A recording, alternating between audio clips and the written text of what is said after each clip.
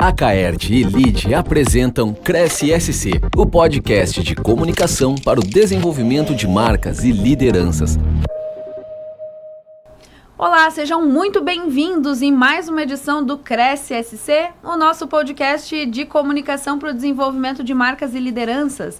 Eu sou a jornalista Melina Calduro, coordenadora de conteúdo da Rede de Notícias da Caert, e hoje nós vamos conversar sobre liderança médica, sobre inovação, impacto público, com um catarinense que lidera projetos no Brasil e nos Estados Unidos. O médico cardiologista Dr. André Dávila, que hoje é uma referência mundial no tratamento de arritmias cardíacas. Dr. André, muito obrigada por aceitar o nosso convite. Muito obrigado, prazer é meu.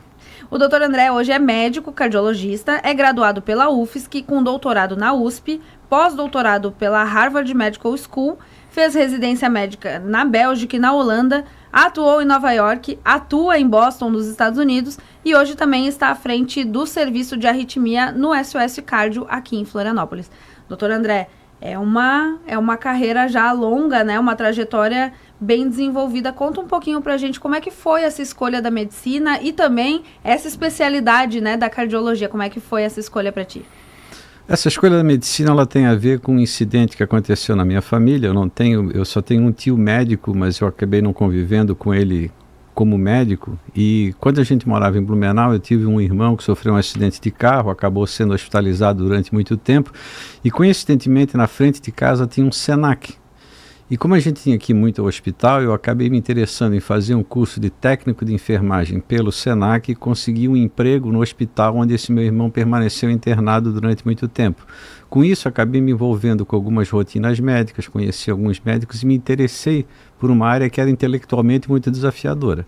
O meu interesse inicial era ser arqueólogo, não era fazer arqueologia, não ser médico. Mas para isso eu teria que ir embora de Florianópolis e não havia um ambiente naquele momento que me permitisse sair daqui. Então eu buscando dentro da UFSC as opções que pudessem me aproximar tanto desse meu interesse médico que tinha surgido naquela época, como alguma coisa na área de antropologia e arqueologia, eu vi que no curso básico da medicina havia um curso paralelo de antropologia. E acabei então fazendo vestibular para medicina, frequentei esse grupo de antropologia durante 3 anos, e acabei então seguindo a carreira como médico, mas a história começa mais ou menos com esse incidente com meu irmão Marcelo.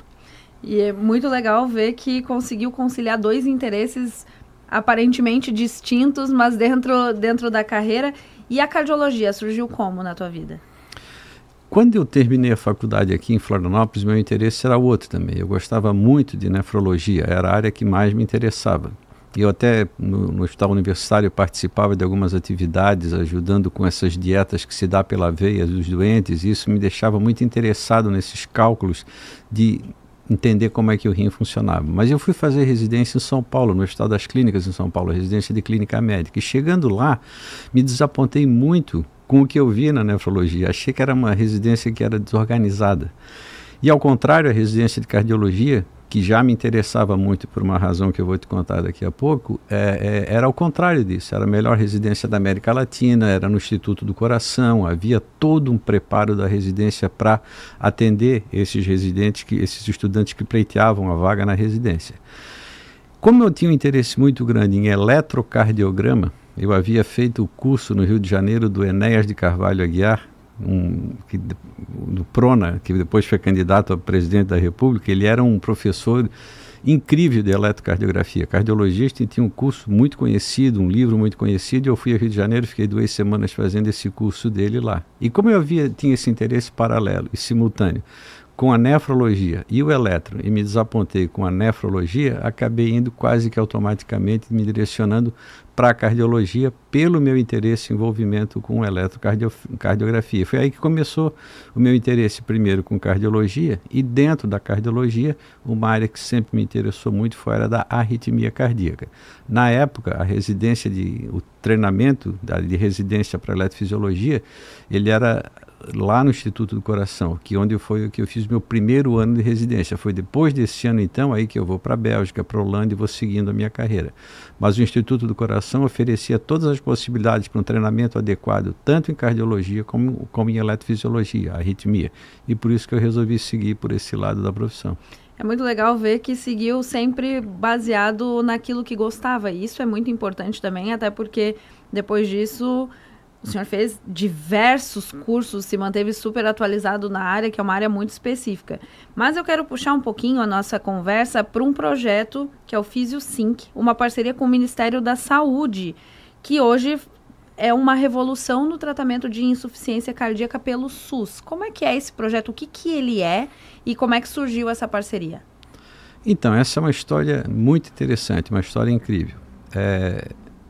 Dentro do grupo de arritmia aqui do SOS Cardio, nós temos alguns médicos e dentre eles eu tenho um colega que já trabalho com ele há muito tempo, o Alexander Dalforno, que tem muito interesse na área de marca-passo, como a gente chama de estimulação cardíaca. Conversando com o Alexander, depois de ter visto uma entrevista num programa de televisão, ele me pergunta, vem cá, você já ouviu falar do PROAD? Você sabe o que é o PROAD? Eu digo, olha, eu já ouvi falar do PROAD. O PROAD é um programa de incentivo à pesquisa do Ministério da Saúde através de incentivos fiscais do PIS/PASEP.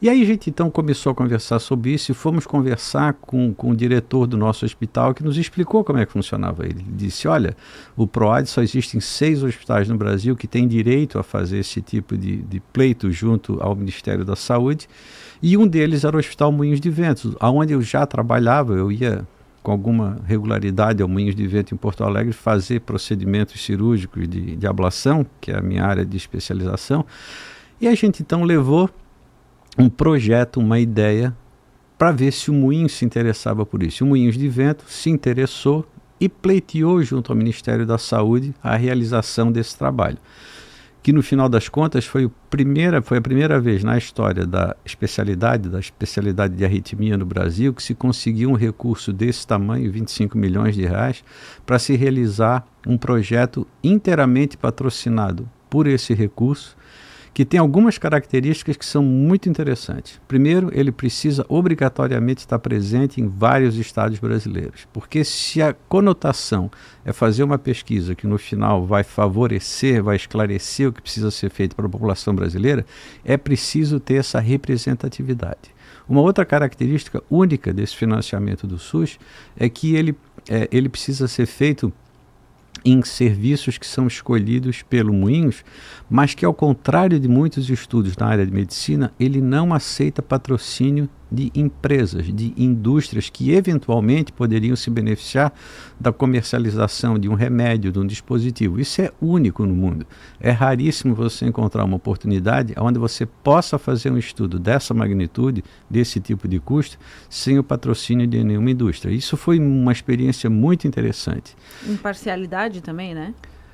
A ideia é que seja completamente imparcial. O fato de uma indústria financiar um estudo não significa que ele vai ser parcial necessariamente, mas quando você não tem nenhum subsídio de uma empresa, a parcialidade seguramente não tem nem como existir, não há nem como você questionar se houve parcialidade ou não, porque não há nenhum tipo de contato entre a empresa que vende o insumo e o estudo. Então é uma maneira muito pura de se fazer uma ciência de altíssimo nível. E, inclusive, eu falei, foi meu instinto como leiga no assunto, né? Como o senhor falou, não quer dizer que exista, mas já uma pessoa que está recebendo a informação, eu já fui imparcial. Então, é muito legal ver realmente essa inovação. E esse projeto ele tem um foco de alta tecnologia e um custo reduzido para o SUS. O que é esse projeto? Qual que é o estudo dele? Então, existe uma população, existe um grupo de pacientes que tem algumas características clínicas. São pacientes que, como você citou, têm insuficiência cardíaca, ou seja, tem um coração grande, um coração inchado, cuja função está deprimida. E dentro desse grupo, que abrange muitos pacientes na população brasileira, existe um grupo específico. Que tem uma coisa chamada bloqueio de ramo esquerdo. A ativação elétrica do coração ela se dá por 2 ramos, o ramo direito e o ramo esquerdo. E quando o bloqueio é do ramo esquerdo, ele produz o que a gente chama de dissincronia cardíaca, ou seja, a contração da câmara cardíaca ela não se dá de uma maneira simultânea, de uma maneira sincrônica, o que produz e agrava a insuficiência cardíaca. Então, até o presente momento, para a gente consertar esse tipo de distúrbio, nós tínhamos que fazer a colocação de 2 fios, de 2 eletrodos, no músculo cardíaco. um do lado direito do coração e o outro do lado esquerdo, para que a contração passasse a ser comandada e fosse simultânea. Esse é um dispositivo que já existe há muitos anos, com muitos trabalhos científicos, mas esse dispositivo é um dispositivo caro. Alguns anos atrás surgiu uma alternativa a esse dispositivo, que é usar um fio só, e que ao invés de eu estimular o músculo cardíaco, eu através de um parafuso eu consigo estimular diretamente o nervo que está bloqueado, o ramo que está bloqueado. Esse dispositivo, ele é um marcapasso convencional, que custa mais ou menos 6 vezes menos do que aquele anterior que eu tinha te dito. Então a pesquisa, ela foi concluída, a coleta de dados que está sendo analisada agora foi concluída em dezembro desse ano, durou 3 anos o projeto, com esse custo de 25 milhões de reais que eu te falei.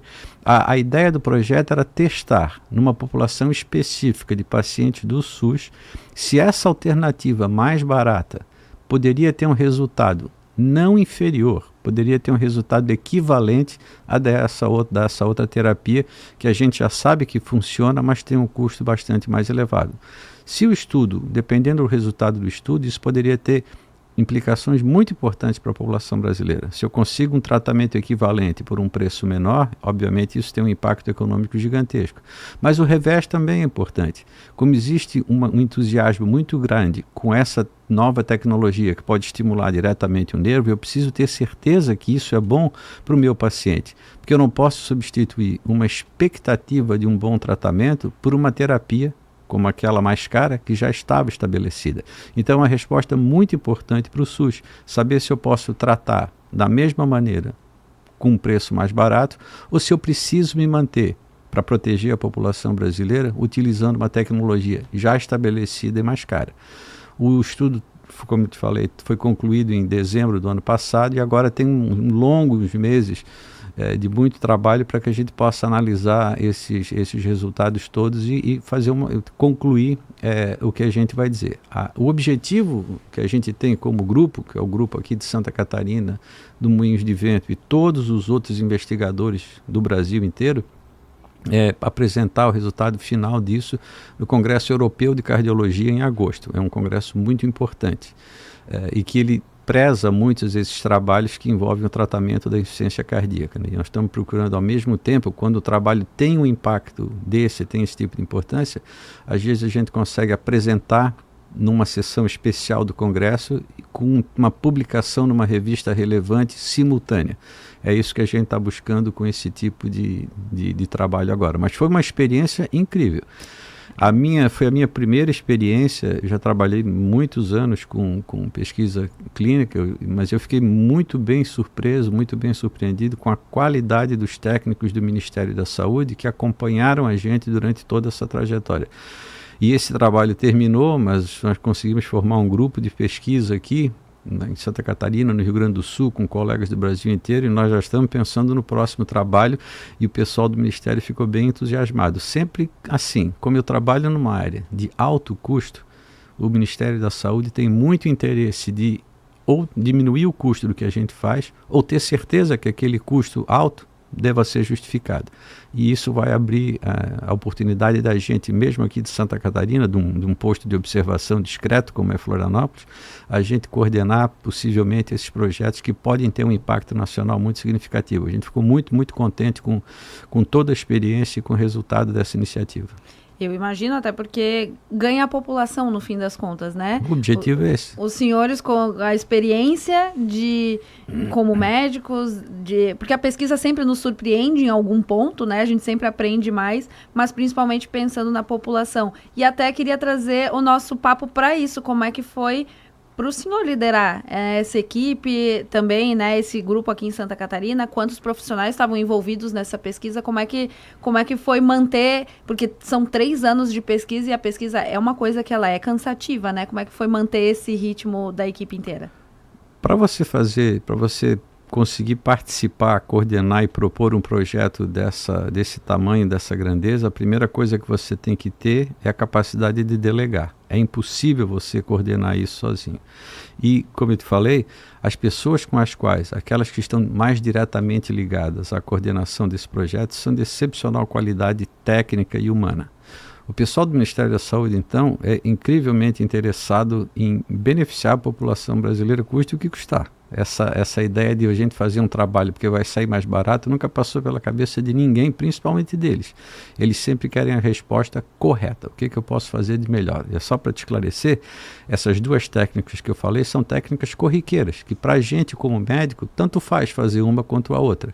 Mas a gente quer saber qual delas vai beneficiar melhor a população brasileira, independente do custo. O ponto, é claro que se o custo pudesse ser menor, seria melhor, seria mais adequado, mas esse não é o ponto principal dessa pesquisa. A coordenação, como eu te falei, ela, principalmente porque eu estou nos Estados Unidos, eu viajo sempre para lá e para cá, ela dependeu muito dos outros colegas, doutor Alexandre Dalfono aqui de Florianópolis, doutora Carize de Porto Alegre, do doutor Rode de Porto Alegre. Então houve uma coordenação muito grande dessa equipe toda e que estão constantemente envolvidos nesse tipo de pesquisa. Aí fica fácil, na verdade, às vezes as pessoas acham que isso é um trabalho desumano, brutal, enorme, mas se você delega com pessoas responsáveis, que são interessadas e legitimamente interessadas no projeto, acaba sendo uma tarefa mais prazerosa do que trabalhosa. E foi essa experiência que eu tive. Trazendo também a confiança entre os pares, né? Não tem outra maneira, né? Você só consegue trabalhar com esse nível de interesse, de responsabilidade, quando você confia plenamente nos pares que naturalmente vão se envolvendo com o trabalho. Isso é que é uma coisa bacana de você ter um time bom. Ele atrai pessoas boas naturalmente. Você não precisa ter muito trabalho de convocar. Quando às vezes a gente, claro, tem algumas pessoas que têm outros tipos de interesse, quando elas chegam numa reunião e veem o tipo de atitude do grupo, elas naturalmente se separam daquele grupo, não tem como permanecer. Então isso é uma coisa que a gente vai aprendendo ao longo da vida, a selecionar pessoas que vão basicamente se autoalimentando de pessoas cada vez mais interessadas, cada vez melhores, e delegando e fazendo a coisa dessa maneira acaba sendo muito tranquilo organizar projetos dessa dimensão, porque foram 190 pacientes, 25 milhões de reais em 10 estados brasileiros. Então isso de fato exige um trabalho de equipe fenomenal, que foi o que aconteceu aqui. E como eu te falei, além disso, além da gente ter aprendido muito com esse trabalho, isso gerou um entusiasmo enorme nesse grupo e, como eu te falei, a gente já tem um segundo e um terceiro trabalho, estamos analisando esses trabalhos para ver se a gente consegue uma consistência adequada para apresentar essas sugestões para o Ministério da Saúde e eventualmente conseguir fazer outros trabalhos desse tipo desse tamanho aqui no Brasil, que é uma coisa única, não havia sido feito até o momento, já havia esse recurso de saúde já usado amplamente nesses 6 hospitais brasileiros, mas na minha área de arritmia cardíaca ele nunca tinha sido usado com esse foco. E é importante também os frutos que vão gerando, né? Então, apresentar num congresso europeu, numa revista de destaque, trazendo esse brilho para o Brasil também é muito importante, né?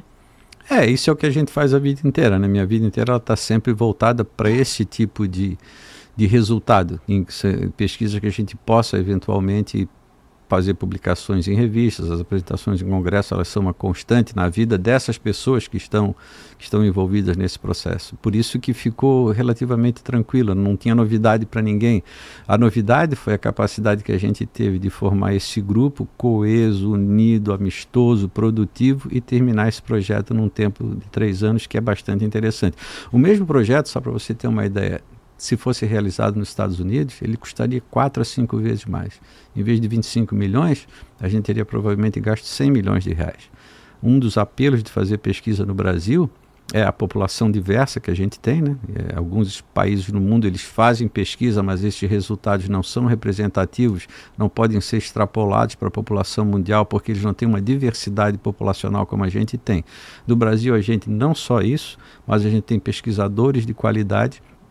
E a gente tem, então, a capacidade de desenvolver esses projetos que podem ter um impacto, claro, como você falou, não só aqui no Brasil, mas eventualmente ser extrapolados para um grande número de pessoas no mundo inteiro. Isso é muito satisfatório quando você consegue reunir um grupo de pessoas e fazer esse tipo de contribuição.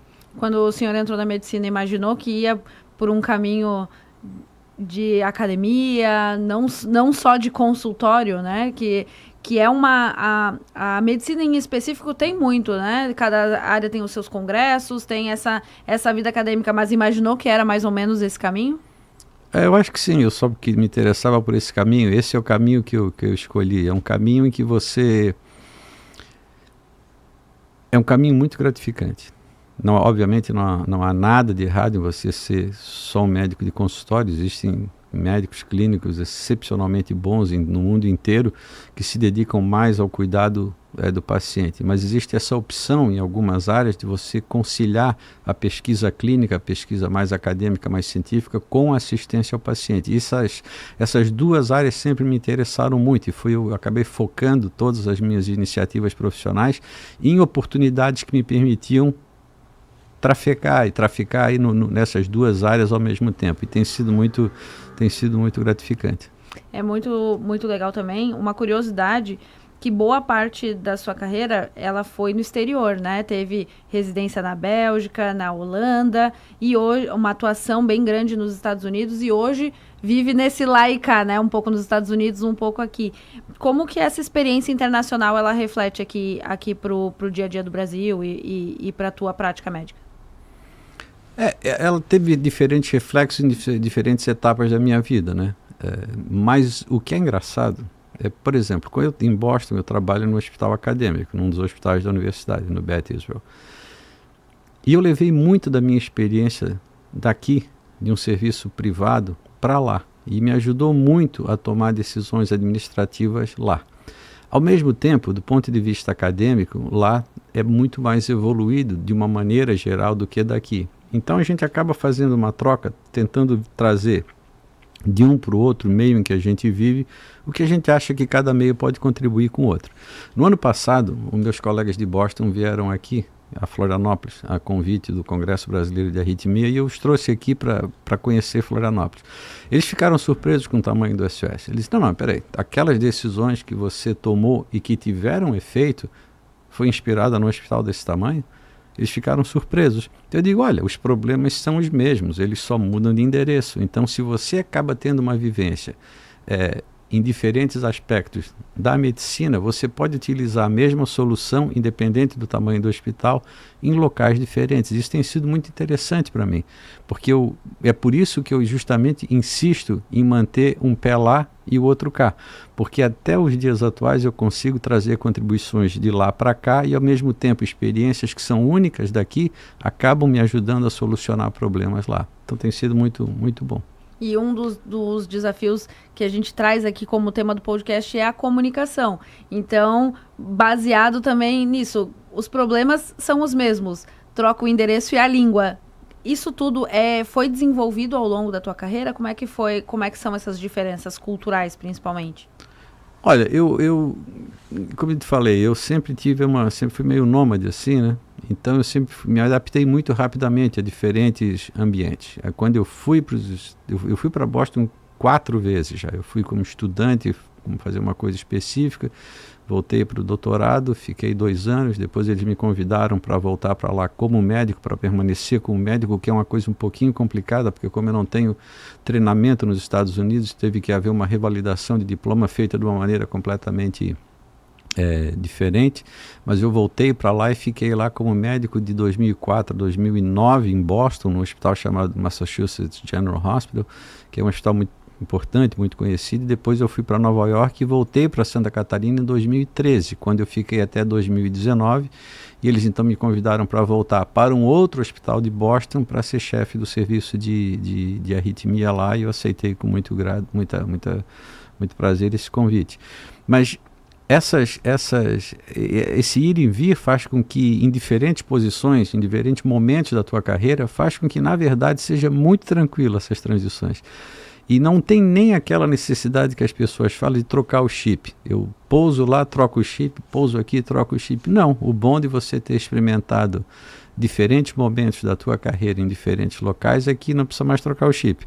Você atua lá e atua cá mais ou menos da mesma maneira que você está atuando nos 2 locais. Claro, você se adapta às necessidades de cada local, às necessidades dos pacientes, a tecnologia que você tem lá, que tem aqui, mas o comportamento geral é o mesmo. Isso é muito tranquilo de se fazer. O que cansa é o ir e vir. Então a gente tem que programar essas viagens de uma maneira racional para que isso não seja tão desgastante.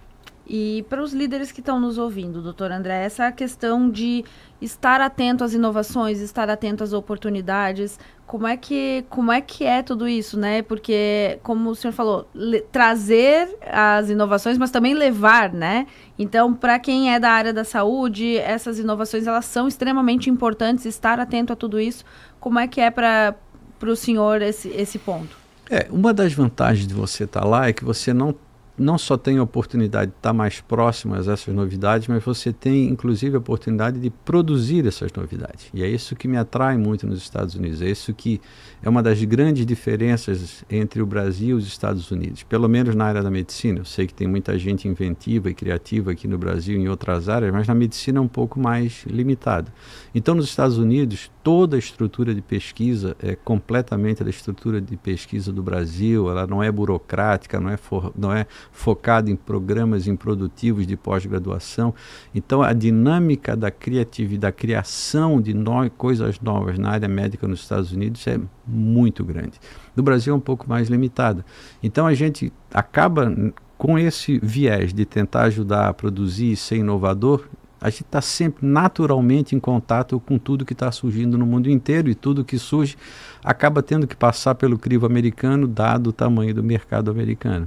Então acaba, como eu te falei, não é uma tarefa árdua se manter atualizado, a gente não precisa prestar tanta atenção, as coisas acabam passando na frente da gente o tempo todo, e com isso, como tem muita novidade, aí o papel, quando a gente vem aqui para o Brasil, que não está exposto a essa gama de novidades tão grande, é tentar ser mais seletivo dentro da realidade que a gente tem aqui.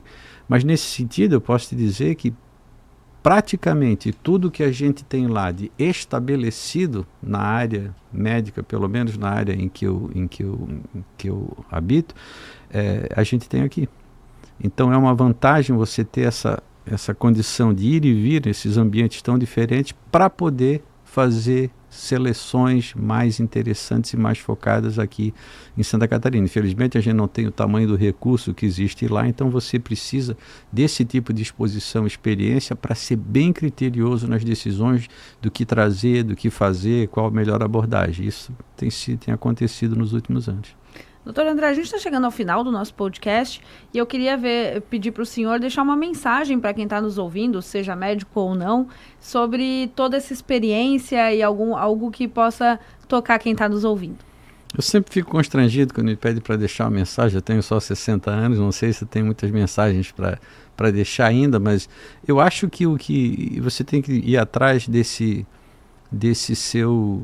É um misto, né? A ideia que você tem que ir atrás do seu sonho é uma ideia que se vendeu, ela é meio furada porque é muito improdutiva. Você tem que encontrar aquilo que te interessa dentro de um certo talento natural que você acha que você tem. Quando você consegue combinar essas duas coisas, aí a tua jornada fica mais fácil, fica mais leve e acaba sendo mais efetiva. Então eu acho que se você tem sempre a disponibilidade de ter a mente aberta, sempre de bom humor, eu sempre insisto muito com meus estudantes que a essência da vida para você poder aprender é ter bom humor.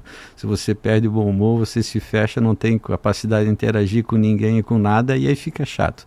Então, acho que se você tiver uma combinação de um objetivo que você se sinta à vontade de perseguir, mantendo a mente aberta para aprender sempre e fazer isso tudo com bom humor, o caminho é inevitável. Doutor André, muito obrigada por ter participado do nosso podcast. E eu quero agradecer também a você que nos acompanhou pela sua rádio preferida e também no YouTube da Acaerte. Na semana que vem eu volto com mais histórias aqui no Cresce. Este foi o Cresce SC, uma parceria entre a Acaerte e o LIDE.